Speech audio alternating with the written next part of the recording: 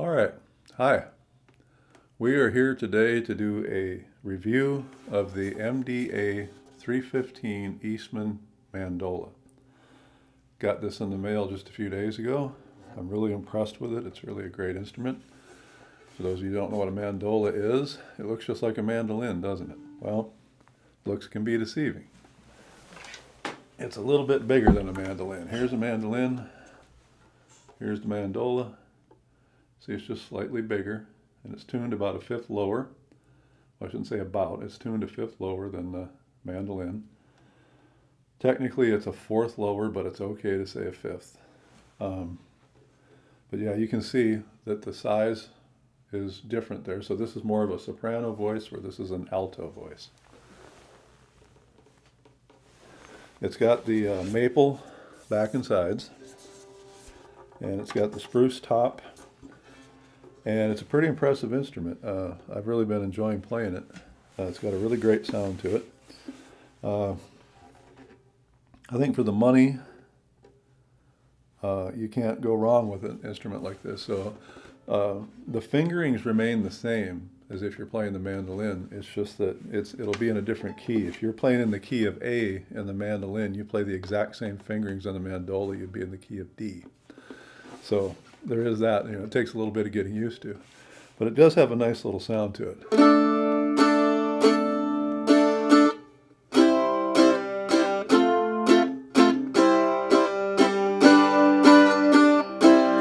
there's some chords. Pick out a little melody here.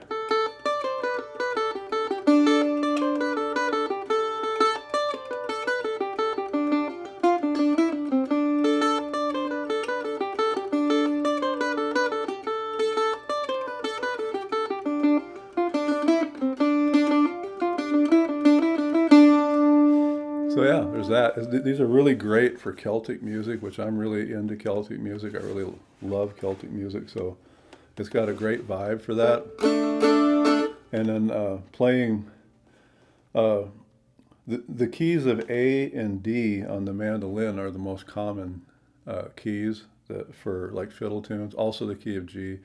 Like I said, the key of A on the mandolin would become the key of D on the mandola. So when you play songs that are normally be in the key of A on a mandolin and you play them in D on the mandola, they have a little bit deeper sound, and it's kind of cool. This is the song Red Haired Boy in the key of D on the mandola.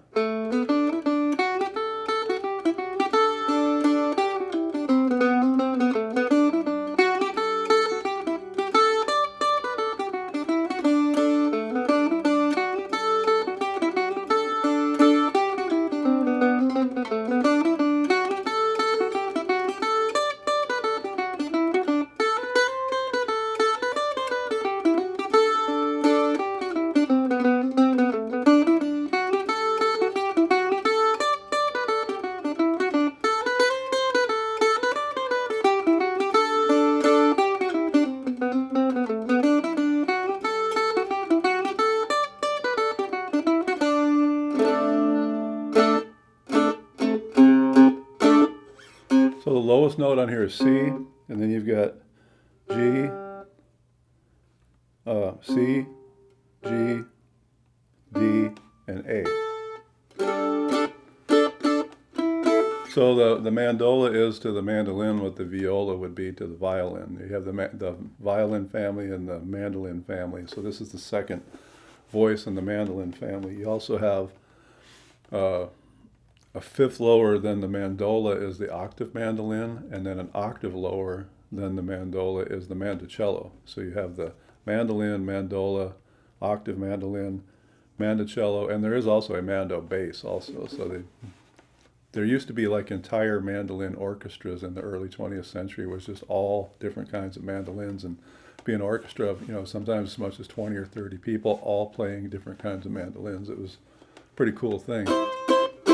But yeah, the price on this is pretty affordable. Most really high quality mandolas are going to run in the thousands of dollars. This one that Eastman puts out is just a little under $1,200, so it's much more affordable. Has a great sound. Comes with padded gig bag case. I just really like this instrument. There's really nothing wrong with it. The only thing I found, the only bad thing I found about this is some of the tuning keys are really hard to turn. They're really stiff and hard to turn. I'm kind of used to that though, because that's kind of a mandolin thing. So if it's really stiff or something, I'll just take a peg winder and put it on there and just turn it with the peg winder to give it a little more leverage. But this only has like 2 keys that are really hard to turn. The rest of them are fairly easy. But it's very typical for mandolins to be that way. So as you can see, it sounds good. It certainly looks good. It's got this beautiful dark finish on it, the white binding. So if you're looking for if you already know how to play mandolin and you're looking for another instrument to play that gives you a little bit different voice, I would say the mandola is a great choice. It's a really, really wonderful instrument. And I've only had it for about 3-4 days now, but I've already written some new songs on it and come up with different ways of playing things. It kind of inspires you to play a little bit differently than you would on a mandolin.